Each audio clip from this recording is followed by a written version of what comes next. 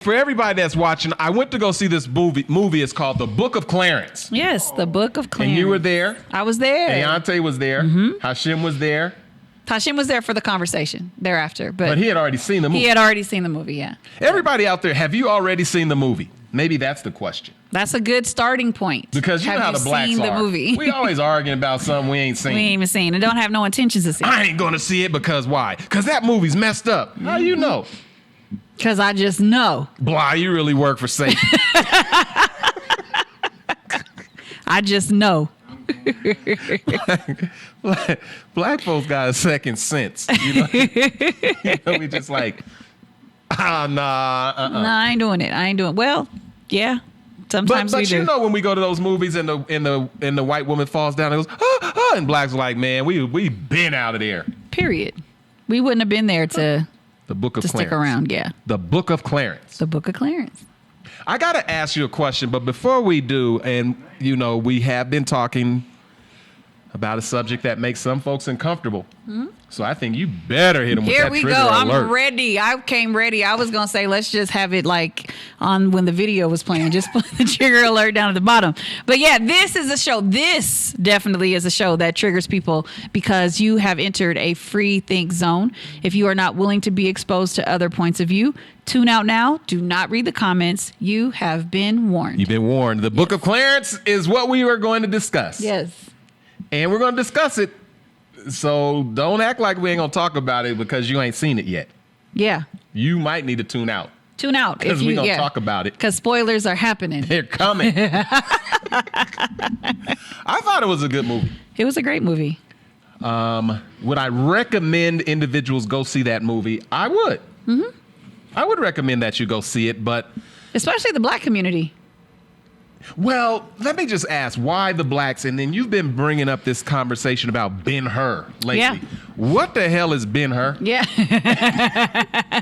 I heard it, but I never really knew what it really is. Yeah, so Ben-Hur is a very old story. Okay. And it is a story that, you know, back in the day, if you grew up in a certain decade, I think it was every Easter they would play the 10 Commandments and Ben-Hur on regular television. Uh-huh. So Ben-Hur was a story that depicted a biblical time where... Oh, it's a religious movie? It is, yeah. And so that story is 136 years old. The 10 Commandments, I'm not sure how old that artistic, you know... yeah, it's 136 years old.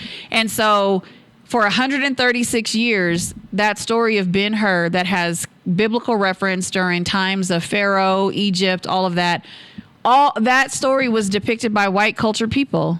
Every time it was played, every time it was portrayed, it was depicted by white people. Huh. It took 136 years for us to see black people dominating a story during times of Jesus of Nazareth. Well, hold on. During that timeline. Hold on a second. Hold on. Hello, you! Come on, you! Water for the horses! Wait a second. Nadine. Who are them white people? Who are them white folks?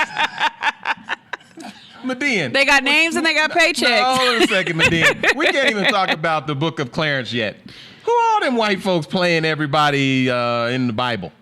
They got names and they got paychecks. Their name is on those paychecks. So, yeah, that's a lot of white folks. A lot of white folks. Second. What the?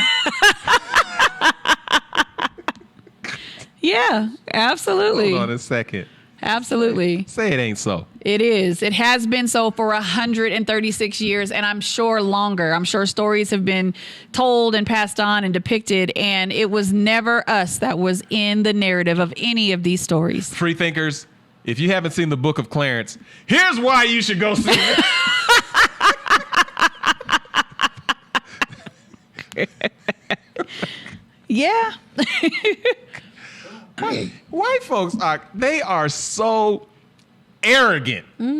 Like, okay, but before we get into it, there's this word that's been going around for 10 points. Does anybody know what blasphemous really means? Because folks been like, blasphemous. Blasphemous, blasphemy, blasphemy. Yeah. Blasphemy.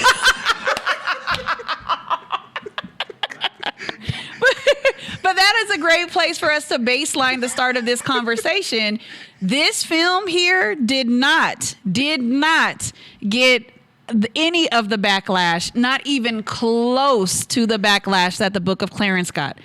This film was embraced. This film was shown in churches, in so many spaces, and said, look at the beauty of this film and how they are depicting this time and recounting history, recounting biblical history. This was embraced, continued, and will continue to likely be embraced.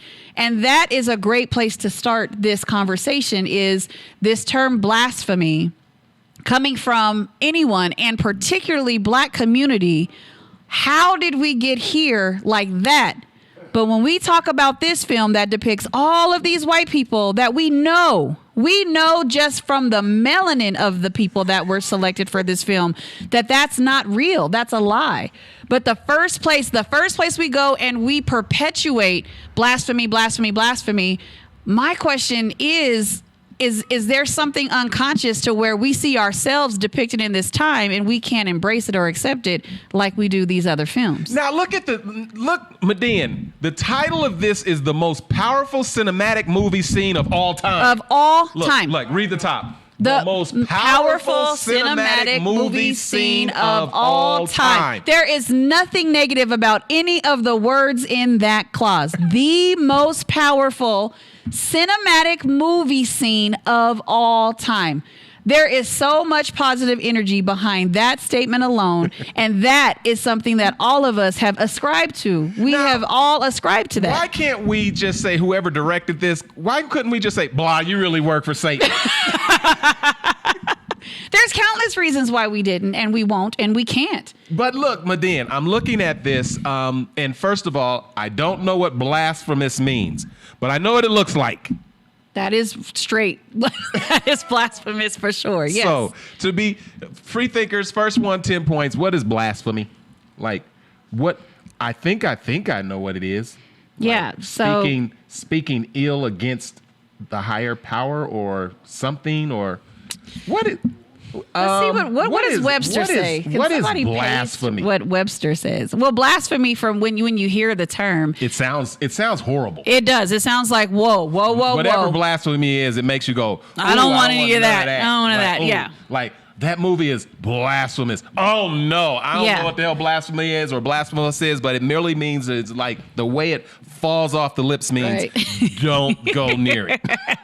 Yeah, and ultimately, I mean, just in summation, this is not an official definition, but ultimately it's saying that you are deteriorating and you are destroying and offering ruin to something that is supposed to be high and sacred.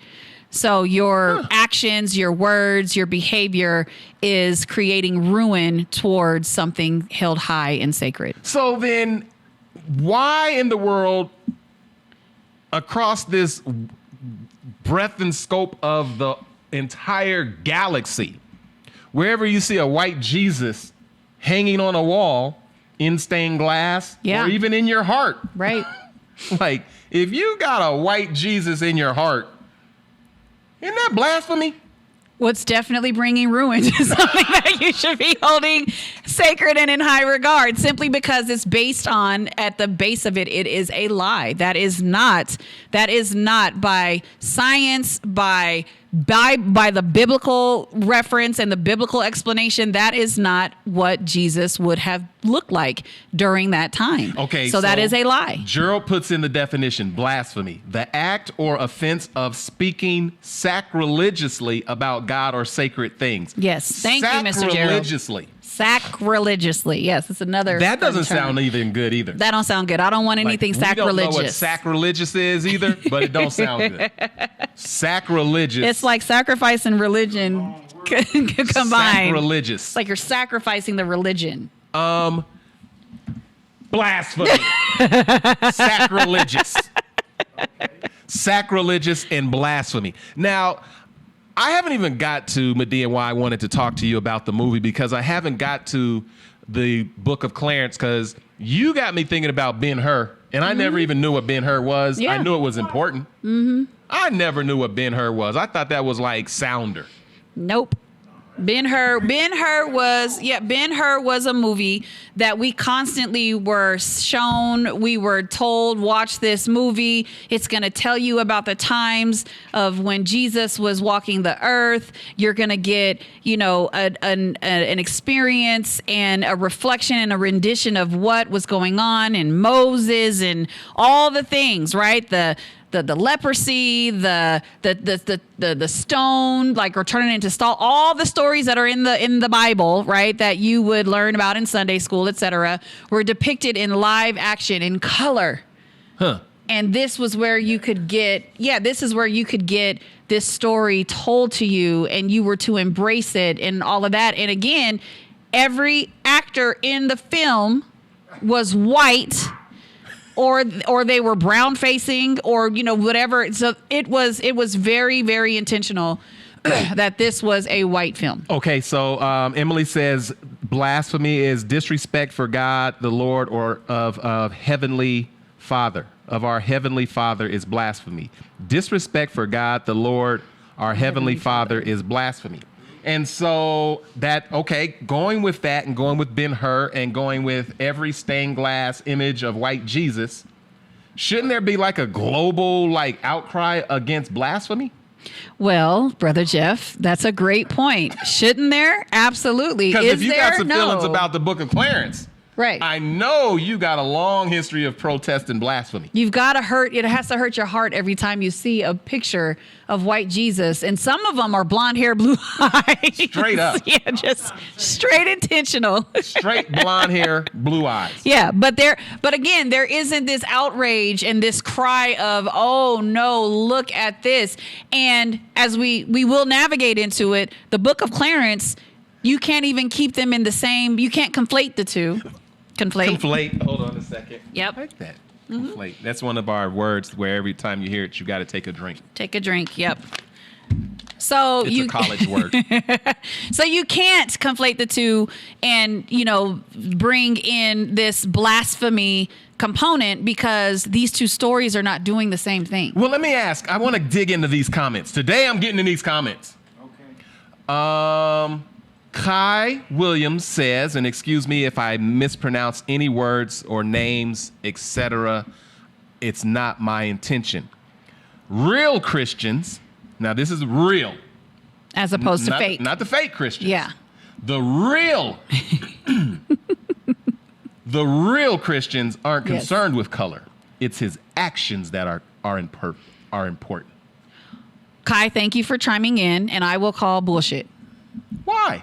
I am a real Christian, and what I will say is that as a black woman, it wasn't me that made it about race. If it really was truly saying that we don't care about his race or the color of his skin, then tell me, Kai, in your opinion, why then is it so consistently thrown in my face that Jesus was white? If it wasn't about that, why didn't I get an opportunity to experience an expression of a Jesus that I can identify with just through the lens of my life and my paralleled experience? If it wasn't about color, then why was it so intentional to make sure that Jesus was white? You know who says, and Kai, this is not, I'm just reading comments. I would say this to anybody, it's nothing. Yeah, it's not. This is just conversation. It's dialogue. Just a conversation. Yeah. Jesus was not white. You see a picture of white Jesus. It's a lie. Yeah. Real Christians are about the truth. Right. Tell the truth. Particularly something as sacred as the identity of their Lord and Savior. There's nothing more important than that. Yeah. Everything attached to that should be based and rooted in the utmost truth and integrity, and to discount the biggest lie ever told.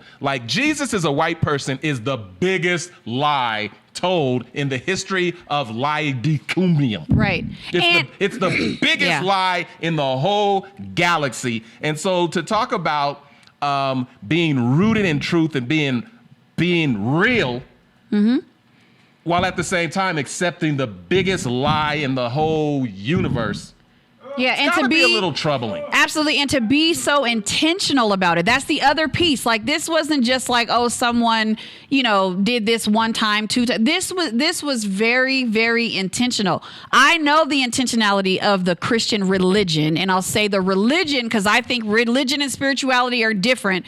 But like the capitalizing of the G, the capitalizing of the J, the capitalizing of the Y when you're talking about God and you say you, or H when you say him. That's another piece of it, that him, it's always been a him, a he, right? So there are intentional things that were done. And so I just challenge everybody to understand that when there's intentionality behind something, you have to be willing to interrogate it. You have to be willing to hold the tension behind it, because when there is something that has continued to be thrown in your face, there is a reason for that. And be okay and comfortable with holding that tension.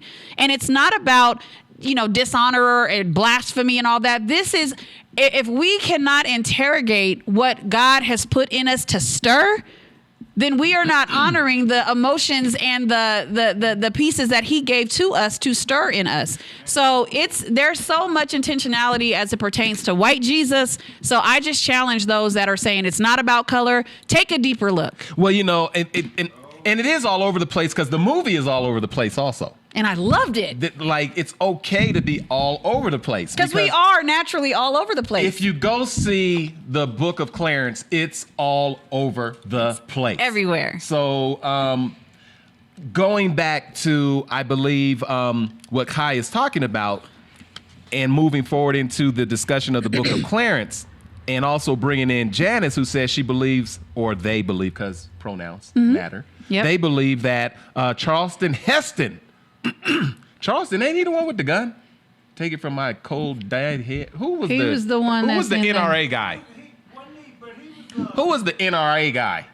Isn't that Charleston Heston? It is? Yeah, that's okay. Charleston Heston is he was in this movie, and now in his early days, Mark King, later right-wing Ronald Reagan. Oh. Well, there's a bunch in this in Ben-Hur. Ben-Hur is iconic. It had a lot of headliners. I can tell you one thing. That's what a Roman looks like. Yes, that is accurate. That is depicted accurately. I think that there was. See, this is the thing where you mix a little truth with falsehood, because I can go with that as a Roman. That's real. I can go with that as a Roman. Shout out to them for getting it right for the Romans. Shout out to the Romans. Good job. No self-respecting Roman would be upset with that image. He'd be Right. like, yep. Mm-hmm, That's real. Yep. Yep. Okay, so speaking of real Christians and the realness of Jesus, isn't that an underlying theme of the Book of Clarence? It absolutely is. It's an underlying theme of so first off, let me say, for those that say, you know what, I'm going to just stand in my truth and I'm not going to watch it, I will encourage you to seek out the interviews of the director and listen to James Samuel talk about the creation of the movie, etc. And what you will learn is that this movie was never designed to create a space where someone else is Jesus. That was never it. And so the baseline of it, the realness of Jesus, is in the film. The realness of what biblically, from the Christian narrative, what Jesus is right there available for you in the film. They did not take away from that, not in the slightest. So you have an opportunity to lean into a film that actually does what you want it to do and offers you this depiction of Jesus of Nazareth. And then it creates an opportunity for you to hold the reality and identify with someone that is really conflicted in faith, trying to figure out who am I in faith? Because in the beginning of the movie, Clarence did not believe. He was someone that said, God is not real. He did not believe it. He found himself in a very, very realistic situation of having fallen on hardship. He watched his mother sick. He was poor. He was under the pressures of a loan shark. He was trying to figure out, how do I navigate this world as a black man in my black skin with these Romans in my face all the time? And then went on a journey. And at the end of the day, he found faith in his own way, right? So for those that are saying blasphemy, you are really, truly missing out on an opportunity to understand how you and all of us can actually lean into the navigation of how to get to faith. So it was just a really beautiful way to tell a story.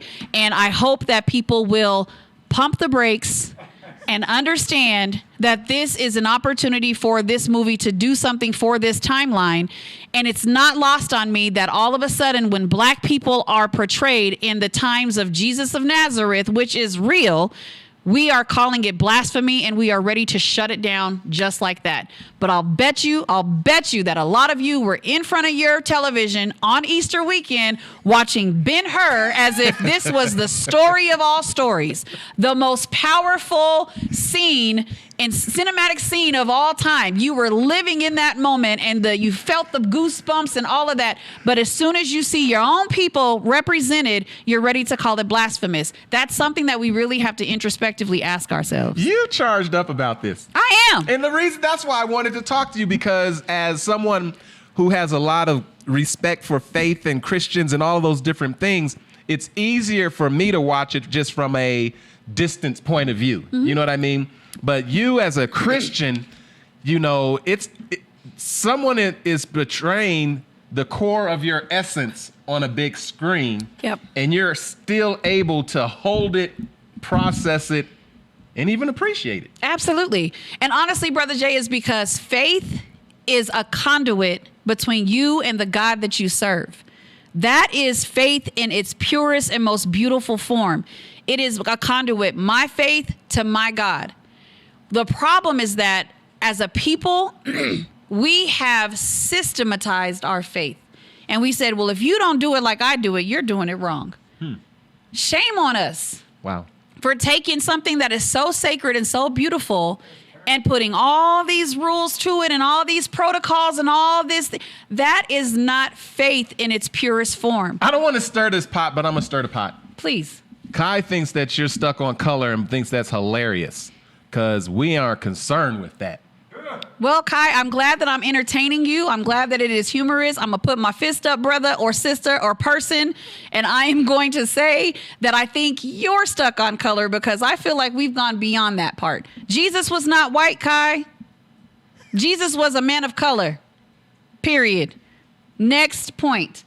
As we continue, we're discussing the book of Clarence, and we're coming across a couple of words that are often used but maybe not even known.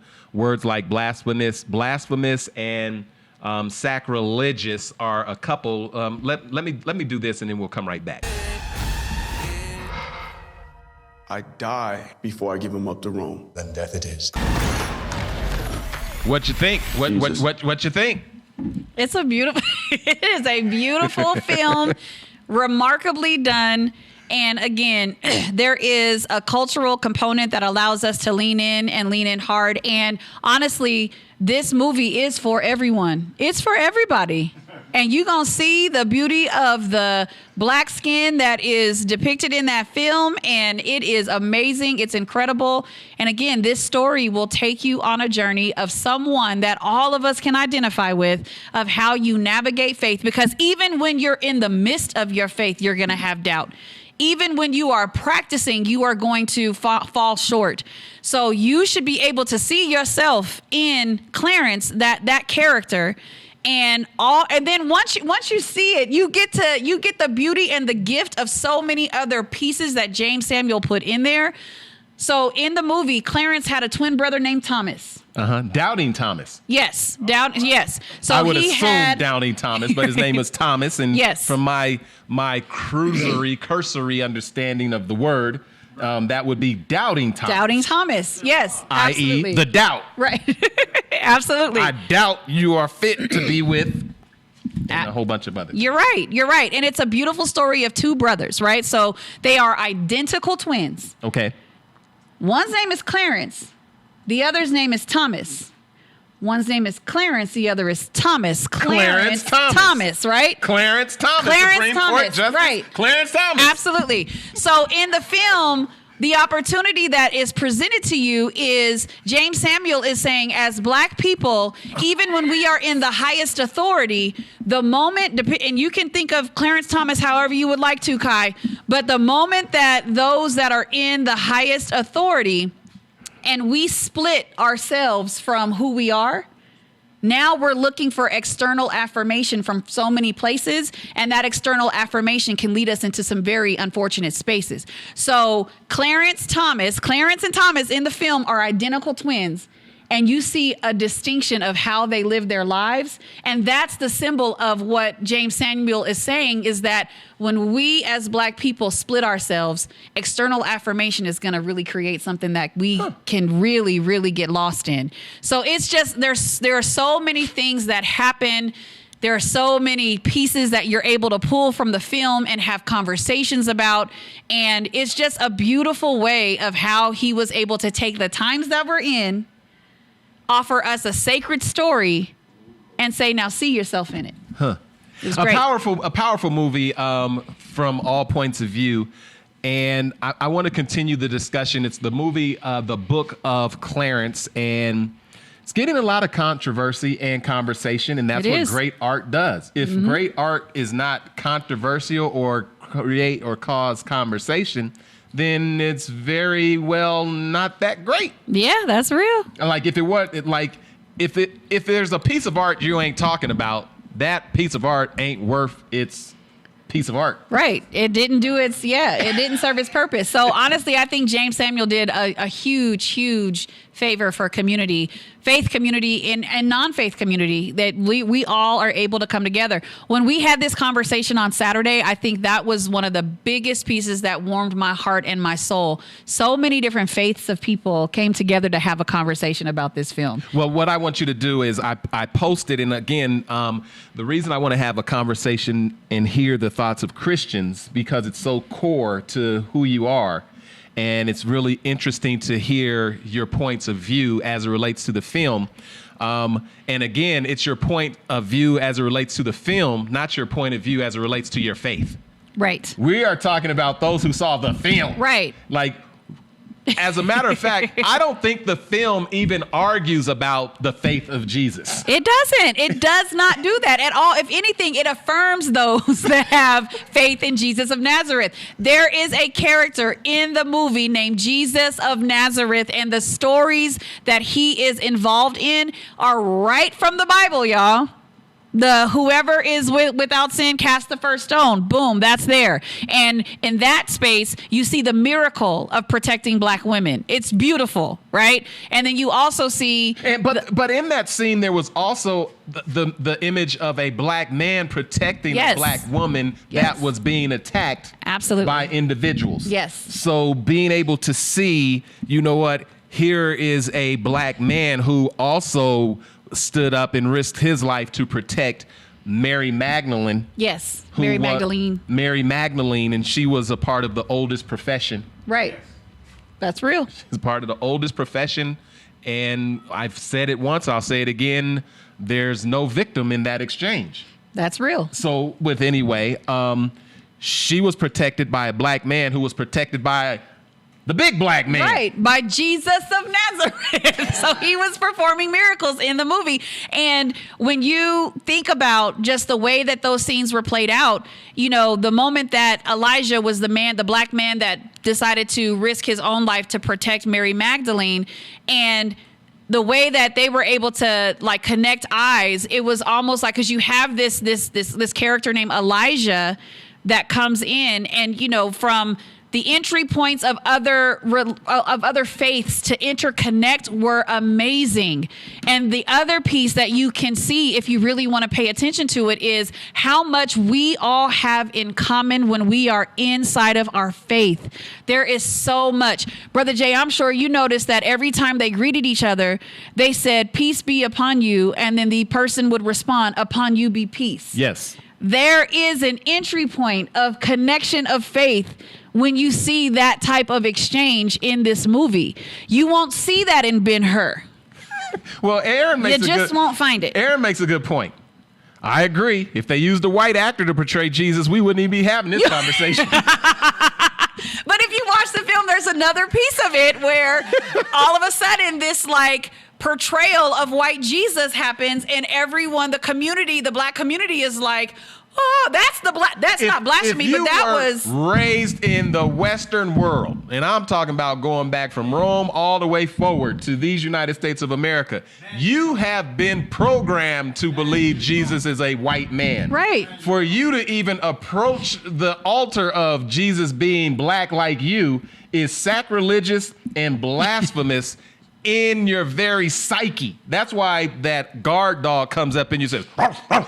you know, like, don't watch that. Like, don't go see like that. Inside, if you do anything to approach the altar of whiteness or white mythanthropy, Mm-hmm. if you even approach the altar of white mythanthropy, there's something inside of those who have been oppressed by it that comes up out of their very soul and says, yeah.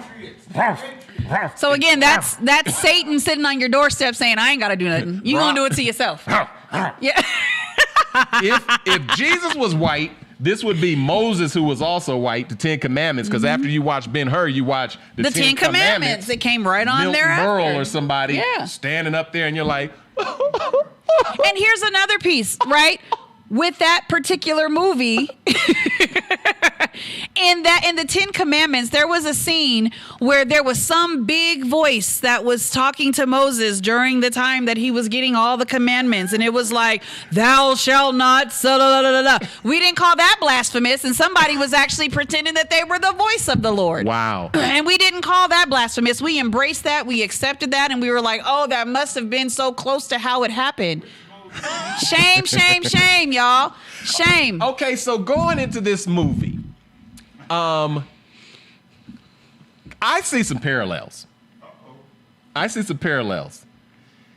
Clarence kind of came like, okay, first of all, if you notice, Elijah realized in that interaction where he was protecting Mary that God is real. Yeah. So much so that he was like, I gotta tell you something. Yeah. He ran over to him like I saw it with my own eyes.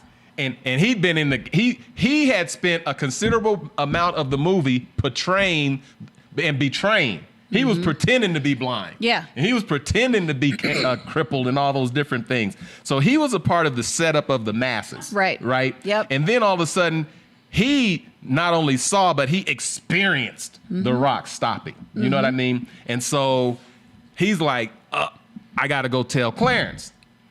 But Clarence, somewhere along the way, felt that, you know, he only had like 24 hours to get Big Man his money. Yeah. Jedediah. He had to get Jedediah. He owed Jedediah some money. And he had to get it. And he said, well, maybe I could just pretend to be Jesus like that dude over there who's pretending to be with God. Yep. I don't know, but there are a lot of folks making a lot of money off religion. That's real. Look, that's another piece you get to bring in and say, let's talk about I'm that. seeing ATM machines and all kind of stuff as it relates to, you know, just helping with the Lord. Yeah, late night commercials about the holy water that gives you money. Lord needed a private jet. Yeah. Like, Lord, like I have no idea, but I'm just saying there's a lot of money in this thing called belief. Yeah, there's holy water out there that'll remove all your debt. And Clarence recognized it too. Yes. And you can't tell me in this whole big wide world, there's some folks that have recognized exactly what Clarence is doing. Yep. And that's I don't know who they are. Right. I don't know where they are. Yeah, some people can identify with the movie a little bit more than But others. I know that there's probably an inkling of somebody out there somewhere in this worldwide world is out there doing exactly what Clarence was doing in that movie. And they have an entourage helping them through.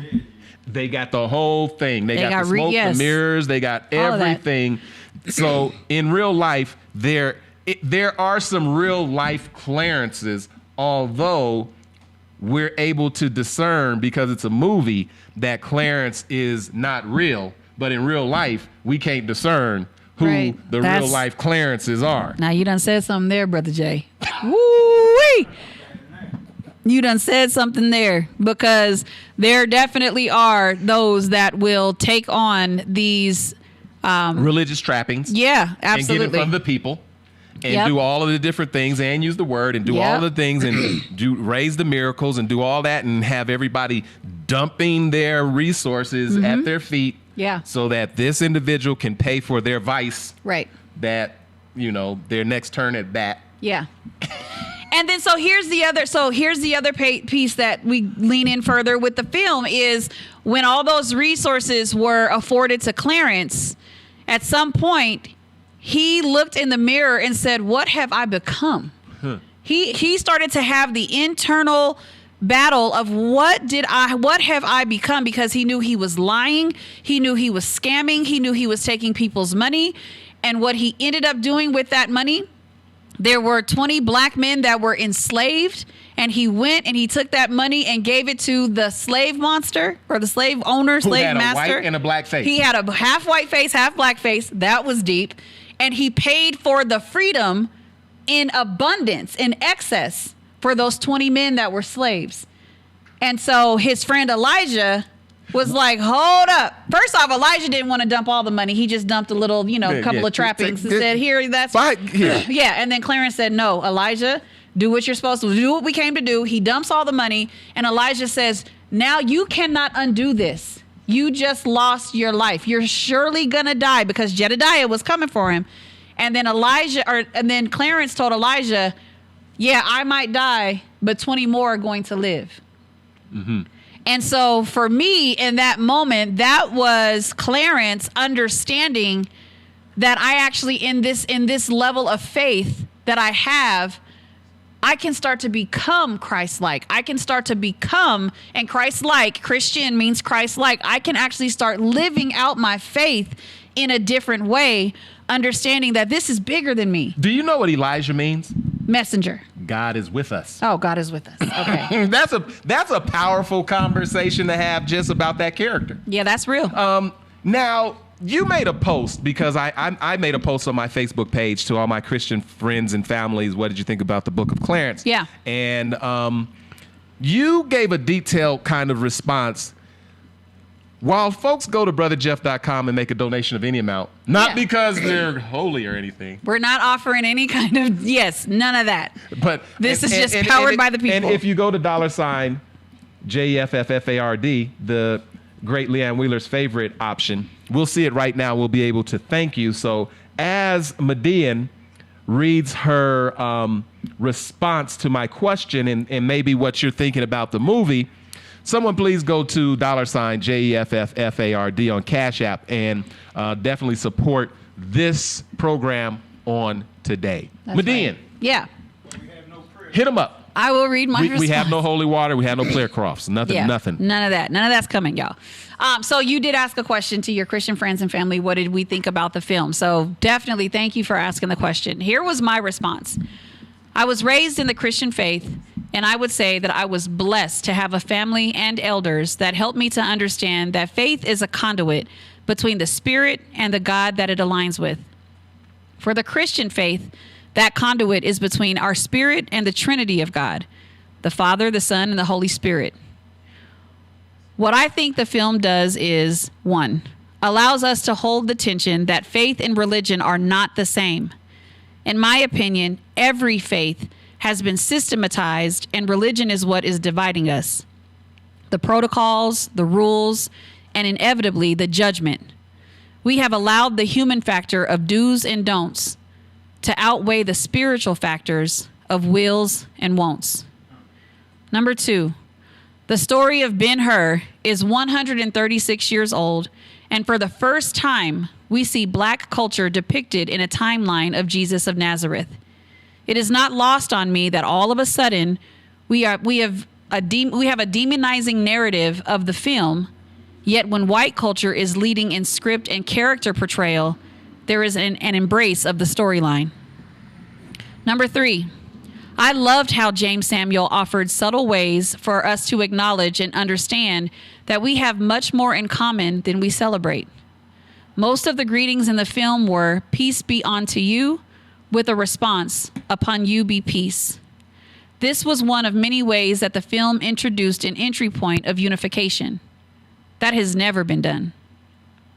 Number 4, The brilliance in how the storyline offers a take on what we continue to experience in racism, police brutality, and internal conflict was incredibly done. The pleas from Clarence's mother, the solidarity of Black community, the renaissance of our resilience and our excellence was on full display. I can't say that I am surprised that this is a film that disrupts the comfort of American culture and is now an opportunity to shun as many as possible from seeing this on display.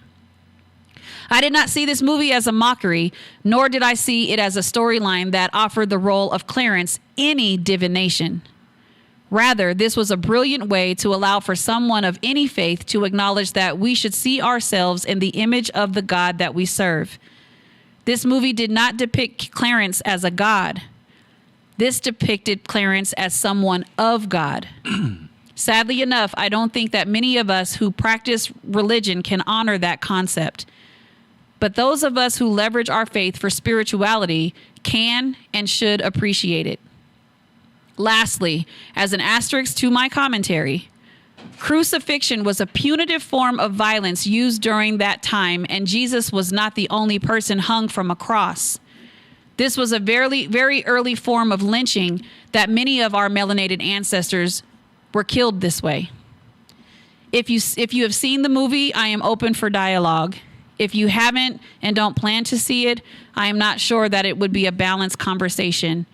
And I will say that you are missing out. Wow. Median.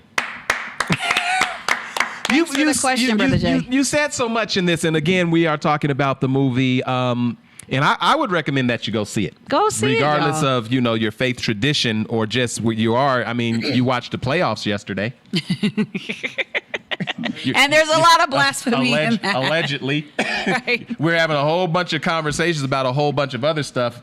I mean, here's a film that is having individuals who would never talk about your faith talking about your faith. And I would imagine if you were someone who knew about your faith, you could greet those individuals. And thank you, Robert Burns. Cash App. Cash App. Right on, Robert Burns. Robert, my man Right Robert. Boom, right in there. It would give you an opportunity to answer questions. Like, maybe this is an opportunity to bring folks into the fold that would never participate in the fold. And you being able to perhaps straighten up anything that was crooked in it.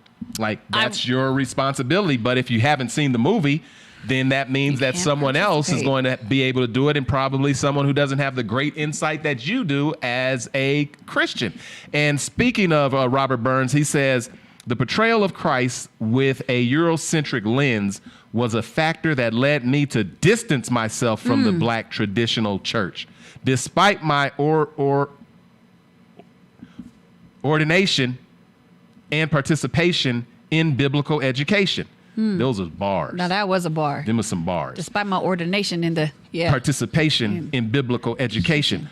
Only recently have I found my way back to him, realizing the importance of ongoing discussions in today's context.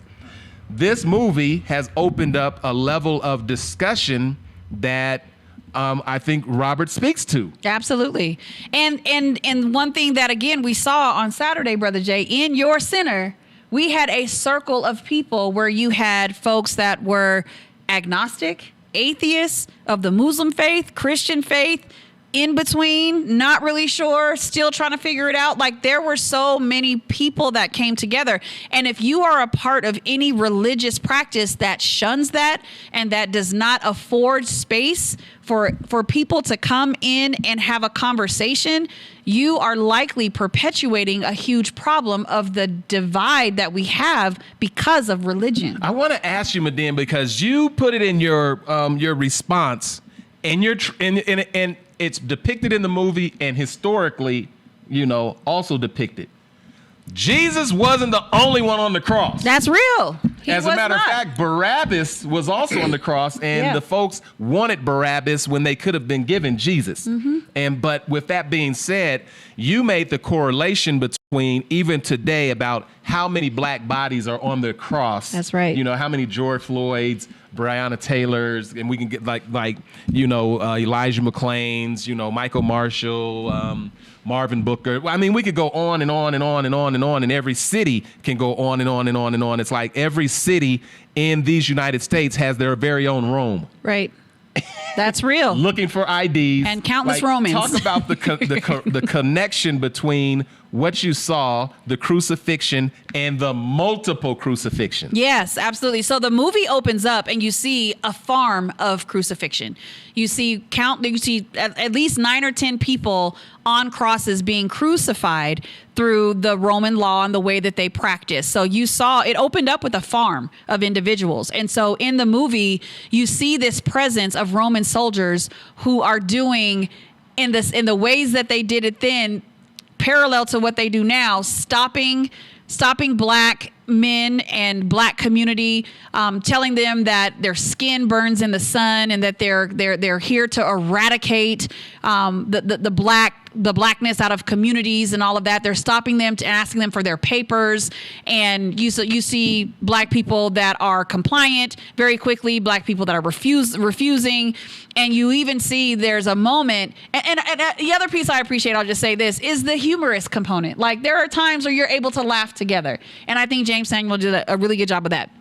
But, you see the stereotype, just on display because Clarence and Elijah were stopped and they said, you two fit the description. He says, wait a second, we both have very distinct descriptions. What are you talking about? And he pulls out what the description looks like. Like a hieroglyph. Right. And it's like just an old basic Egyptian hieroglyph. Yeah, the things that you see on the walls and all that. And like he just pulls it out and they both look like, for real, bruh.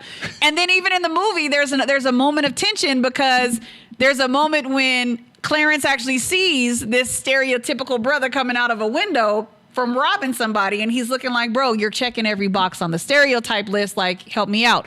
But we see the Roman presence, and we see that in the trial that Clarence has to go through. We see all of that. So we do have an association of what we are experiencing today with stop and frisk, with all the things, with the death of our babies, with the judgmental stone throwing. Yes, all of that. Absolutely. There's so much that is tied to it. So again, if you are basing your decision to see or not see this film because you are trying to stand in a truth that isn't, you're trying to make this movie blasphemous before you've even seen it or tried to understand it, I feel like you are potentially perpetuating a problem and you're going to miss out. Is it blasphemous to criticize and have a critique about something you haven't even seen? Absolutely not.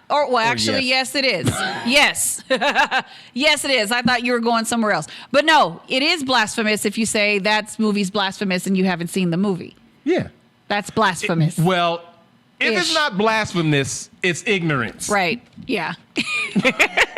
Like, it's ignorant to give a critique about something you ain't never even been exposed to or you don't even know about. I want to ask. You're just not balancing the conversation, that's for sure. Did you catch this? I want to see if you caught a couple of things in the movie that I did. And then ultimately, Median, I want to ask you, what is your takeaway? Okay. Like, I spent 2.5 hours in the film, and the lesson I received was. That's what I want to ask you. Okay. But I also want to ask you this. The Romans were not just looking for Jesus, who Judas is also portrayed very interestingly in this particular film, the Book of Clarence. But they said that the Romans were looking for all of the false prophets, like everyone claiming to be Jesus, because he said, and then there's one there too, and there's like, so did you catch, or is that biblical for those of you who are scripturally sound? Were there multiple individuals claiming to be false prophets? Because you hear that in today's conversation a lot about, oh, that's a false prophet, that's a false prophet, this one is claiming to be that. And so everybody's pointing the finger about who's the false prophet. But in the movie, those Romans were rounding up everyone who was being accused of being a false prophet. So it's so interesting, like when people see movies and what they pull, when I heard the term false prophet being used by the Roman soldiers, to me that was equated to like excited delirium, superhuman strength. Like it was this narrative that they were trying to portray and use to demolish our community. So when I heard them use the term false prophet, it hit differently because we're looking for all the false prophets. Well, who defined it and what did y'all do to come up with that term? Now, those of you who are scripturally sound or, in the word, I'm not talking about you go by the word, but you go in the word, not walk by the word, but you go in the word. Yeah.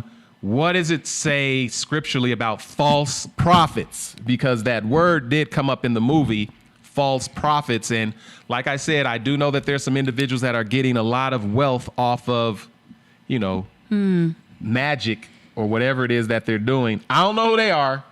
But then there's also this conversation I always hear people saying is that one's false, that one's false. And we even heard it in this discussion about who the real Christians are. Right. So how is that determined? And what are your thoughts about it? And those of you in the Free Think Zone who are scripturally studied, what is being said about false prophets? Yep. Well, I think that, that false prophecy is, again, that systematized way. And so I understand what you're saying, Brother Jay. Like you've got people that are leveraging faith and they are profiting off of it. Interesting. Clarence. Yeah. That's what Clarence was doing. Right. He was a false prophet. Yep. And just funny how like the term prophet is like exchanging. That's Profit, just profit. Yeah. That like just hit profit me. and profit. Right. There's two prophets. Right. You got to know the difference. And is there? Yeah. But anyway, so I understand what you're saying. And I also think that, like in the Christian faith, when, in some spaces where you bring up the honorable Elijah Muhammad, people will say he's a false prophet. And in other spaces, people will say, well, Jesus was a false prophet. So it's seemingly like there's a human factor of this false prophecy that I think deserves conversation as well, because there is a time outside of those that are taking advantage. There's a time that we need to come together and say, and ask each other, like, who gets to decide? Because prophecy, as it aligns with your faith, it might look different in one space than it does in another, right? So I just wonder, so for me, I know I'm not answering the question directly. So. No, I think it's just a bigger conversation. Questions are questions. Yeah. You know what I mean? They lead to further discussion.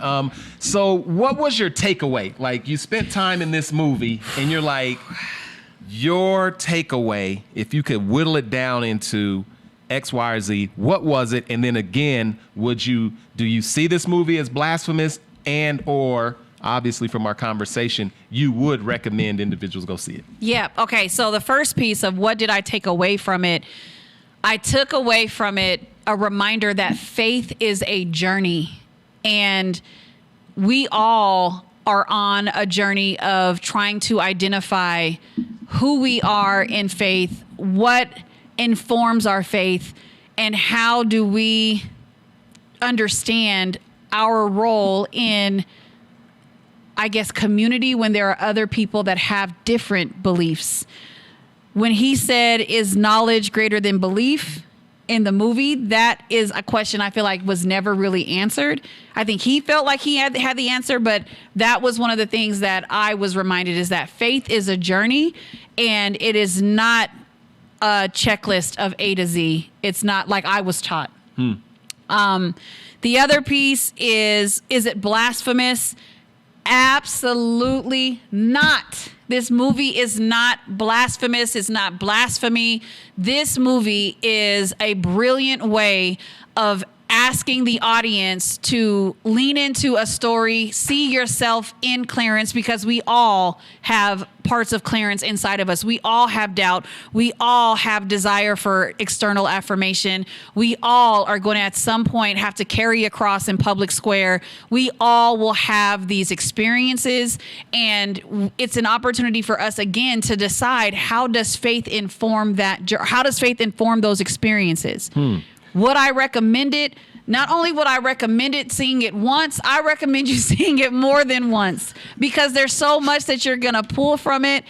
I truly believe that we are in the midst of a classic. Well, will you read a couple of the comments, because I think that there are some comments that were made, and I want to just again say to each and every one of you, if you watch this movie as opposed to Ben-Hur, you would see an entire cast that could use, benefit, and appreciate chubby curls. Educate the natural community one scalp at a time. You got those little skinny curls, make them chubby, chubbycurls.com. I'll give you my takeaway, but there's a couple of things that I've got to, echo what Jess is saying. And it's what I always hear the blacks say, particularly the elders. Now, the blacks, you've heard this. As it relates to faith, the Lord, or whatever, the elders say, you're going to have to find the Lord for yourself. And that's exactly what Clarence did. And then, and then it's also another saying is that, yes, Jesus bore his cross, but you got a cross to bear too. So you could sing and celebrate the, I think they call it the last temptation of Christ, the crucifix and all of those different things. You can talk about that, but at the same time, you got a cross you carrying. And if you ain't got a cross, you got a cross waiting on you. But anyway, those are just some things from the black faith tradition. Yeah. Median, I want you to look at a couple of those comments, and then I want you to comment on the fact of this was also a love story. It was. It really, really was. Oh, this film is so amazing. It's just amazing. Yeah, so a few comments that have come in specifically to the prophet piece. Just for the sake of knowledge, I'll read Marvin Holloman's comment. False prophets were supposed to be put to death under Jewish law, and the Romans had a law that if anyone calls himself a king or higher than Caesar has to die. Wow. That's the charge they gave Jesus. There you have it. Mm-hmm. I think, and Marvin's always on this stuff. Read that again. Yeah, absolutely. So because what Marvin just posted will give you great insight as you go into the movie as to the why the Romans were so, hell-bent on this finding Jesus thing. Yep. So he says, false prophets were supposed to be put to death under Jewish law. And the Romans had a law that if anyone calls himself a king or higher than Caesar has to die. That's the charge they gave Jesus. Wow. Shout out to Kira Rivera. Kira. Hey. What up? Can't wait till you see the movie if you haven't seen it. I want to hear you all's comments, and I'll be reading all of you all's posts, etc. Okay. Greg Goodlow, and he's at the top of the smooth jazz charts all the time. What's Greg talking about? Let's see. I don't know. Let me see. I'm trying to find him. There he is right there. Oh, okay. He's saying something about Ezekiel. So Ezekiel 13:9. There was a will about Ezekiel. There was a will in a will or something like that. There we go. Okay, this is scripture. And mine hand shall be upon the prophets that see vanity and that divine lies. They shall not be in the assembly of my people, neither shall they be written in the writing of the house of Israel, neither shall they enter into the land of Israel, and ye shall know that I am the Lord God. Wow. That's the word. That's, Ezekiel 13:9. May the reading and the hearing. May the Lord add a blessing to the hearing and the reading and of the doers of his word. Yes. Okay, so a love story. Oh my goodness, yes. So Clarence, so much about this movie, y'all. Okay, love the OG's sister. He did. So Jedediah had a sister, and that was a love interest of Clarence. And again, he was so torn in being dubbed a man without honor and a nobody.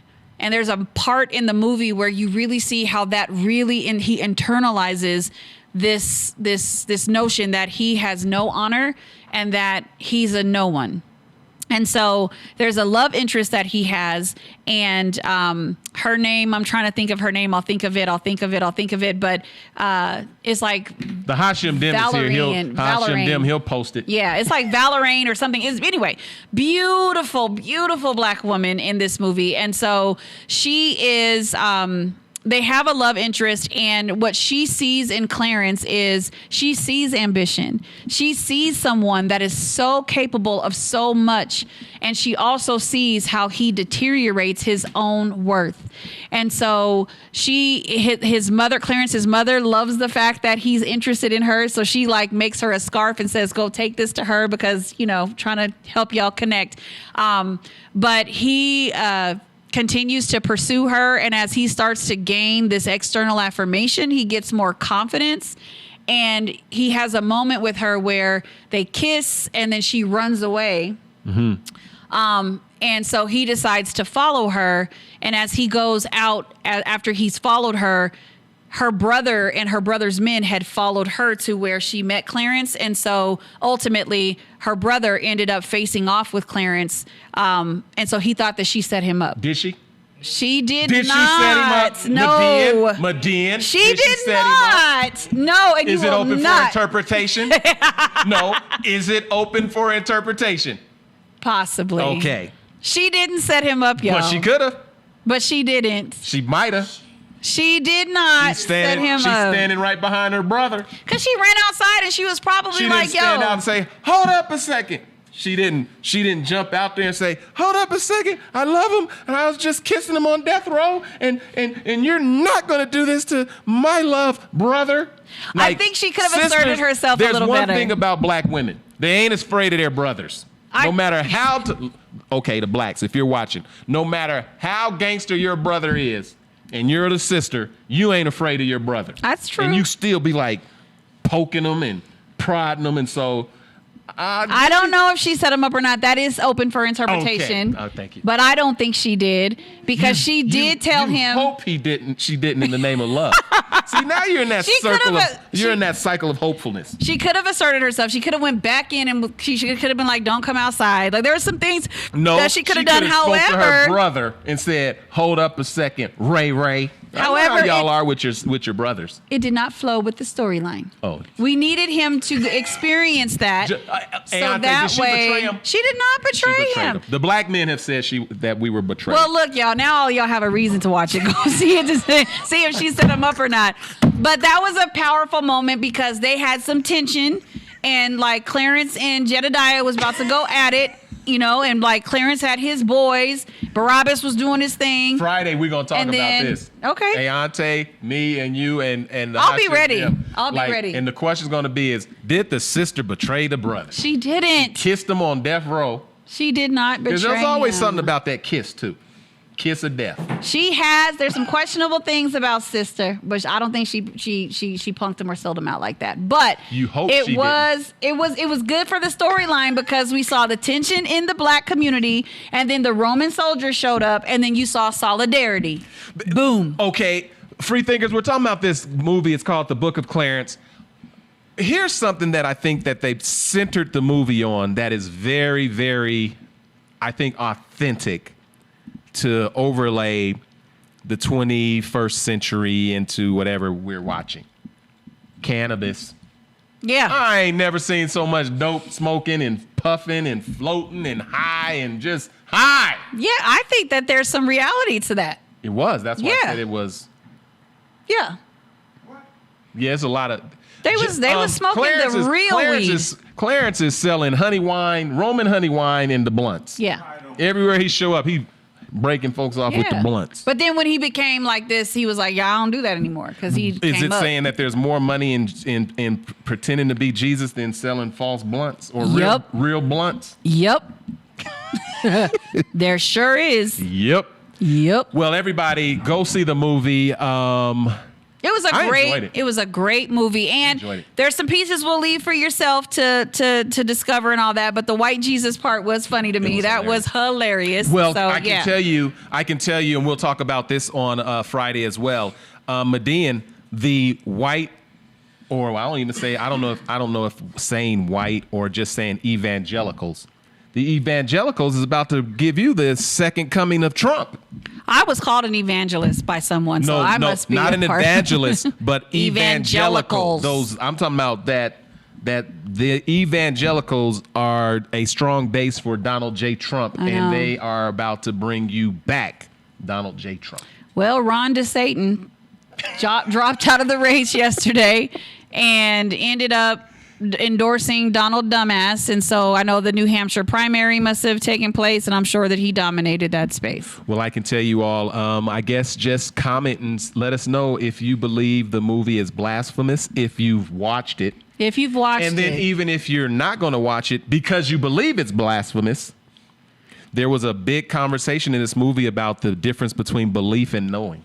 Knowledge and belief, yeah. Knowledge and belief. That was powerful. And if you're not going to watch it, again, I would encourage you to look up some of the interviews that James Samuel did of the film.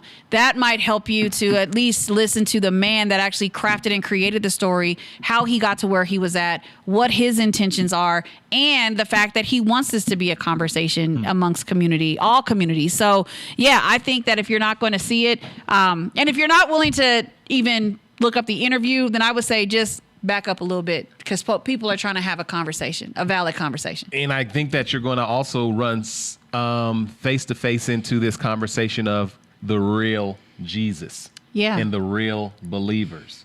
Like there's this question about who is and who ain't. And, you know, the elders also say no matter what anybody says, they ain't got a heaven or a hell to put you in. That's so real. That is so real.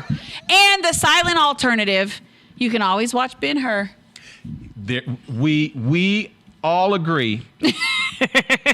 For how many years? 136. For 136 years, as long as your Jesus looks like that, you're good to go. You're golden. Yep. Keep it going. You're golden. Yeah. as long as your faith is centered in whiteness, there will be no argument and no discussion. And even if you bring it up, it's going to be an argument and a discussion because you brought up that dude. I'm just trying to tell you. But that dude was also in the movie too. Remember? Yeah. Which one? The white dude? The white Jesus. Yeah, the white dude. And it's that was hilarious. And very riveting. And it wasn't sacrilegious because that wasn't Jesus. Right.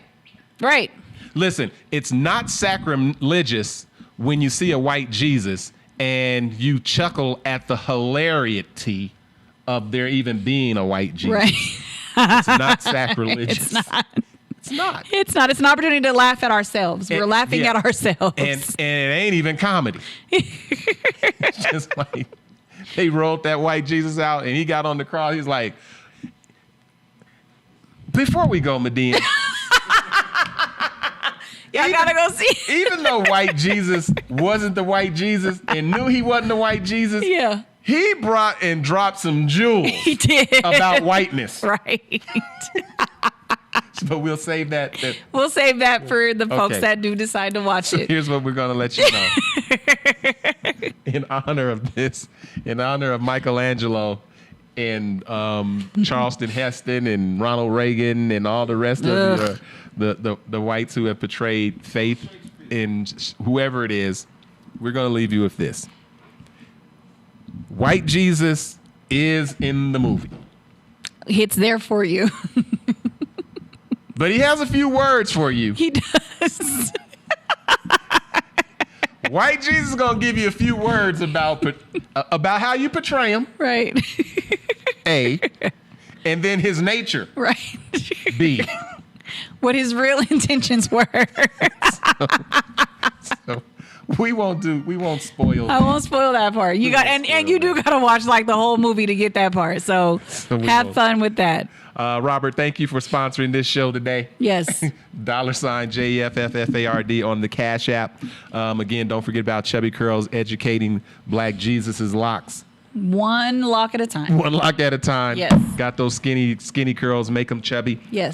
Final words for you, Medina. Yeah. So in the spirit of conversation, I just want to say that on Wednesday, the Epitome of Black Excellence and Partnership is actually going to be putting on a really dope conversation that is going to allow for us to lean into some spaces that we have not treaded as of late. So we are hosting a conversation. Oh, did we get another? Hey, Auntie.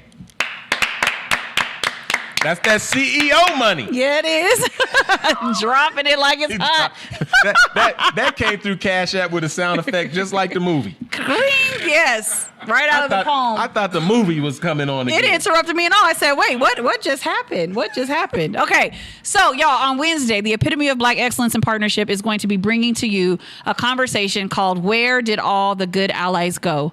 It is a conversation to re-engage. This is an opportunity for us to lean into the fact that 2020 is now almost 4 years beyond us as it pertains to the reckoning, the summer reckoning that we experienced. And during that summer of 2020, there were a lot of individuals that stood up and said, I want to be a good ally.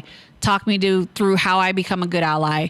There were a lot of relationships that were formed. There was a lot of information exchanged on how white culture community can be good allies to the Black community.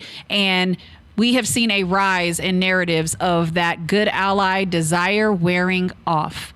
So we are going to call that to action. We are going to speak into the details about what we're seeing as a community in these times. And we're going to equip those that come out with practical ways that you can re-engage. So I think it's going to be a very powerful conversation. Our panelists are amazing. 3 amazing Black women that are doing a lot for this city. So just shout out to them for that. So what are their names? Jamie Jackson, Malika Jihad, and Michelle Quattlebaum. All right. Yes, absolutely. So 3 dynamic sisters. Amazing sisters. So if you want more information or if you want to RSVP, you can just simply go to betheepitome.org. You can RSVP there, and it has more information and details. And yeah, we'll make sure that we take care of you when you come out. Well, I could tell you, Robert Burns says, check out the stock $DWAC. It is a Trump-backed S-PAC, and it is performing very well. Great. That sucks. Okay, everybody, go see the movie and continue to have conversations about it. Because one of the things that we can do other than fight one another is conversate with one another. Yes. Wrestle with ideas. We can have great conversations. And again, that's the start of how we can change the way we engage. Wow. Yes. Okay. Well, I certainly encourage everybody to go see the movie.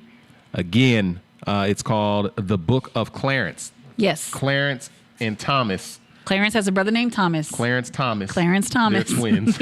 Identical twins. They're identical twins. Yeah. So I hope that's saying there's a little Thomas in us and a little Clarence, a little Tommen. I hope Clarence Thomas sees the movie. That would be actually kind of riveting. Who were the 2 that were chasing? There was a chase, and they was chasing. Were they chasing Elijah, or were they chasing? Who were those 2? Those 2 characters. Jedediah's boys. Yeah, remember they were chasing Elijah. Goliath. Oh, Sodom and Goliath. Sodom and that wasn't Sodom and Gomorrah. It was Solomon and Goliath. Yep. Yeah, they were chasing them. Yeah. They were chasing. There's so much in there. And they were chasing Clarence. It's gonna make you guys go and study your word. Mm-hmm. It's gonna make you. They said, "Amen." Yeah. When he started running from Solomon, if you've got an argument about what you're seeing, you're gonna have to get in that word to see if you're sound. So at the end of the day, it might make you open up that word and get in it and see if it actually says that or not. And that is also, I think, sometimes what people are afraid of is the interrogation of their own religion. Not their faith, but their religion. When you have to interrogate your religion, I think people are afraid to do that because that is, they have masked their faith through the lens of religion. And if you start to interrogate it and start to break it down, then my identity is in that. My spiritual identity is in this religion, and I'm not sure I'm ready to study. Like really study. Like you said, walk by it or walk in it. Like, are you walking by the word or are you walking in the word? They're 2 different things. Those are 2 different journeys. Wow.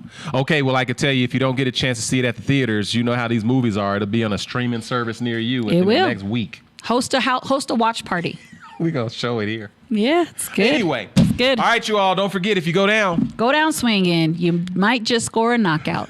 Rumble, young man, woman, and community. Rumble. Getting stronger. That faith is getting stronger. I know. I'm on it.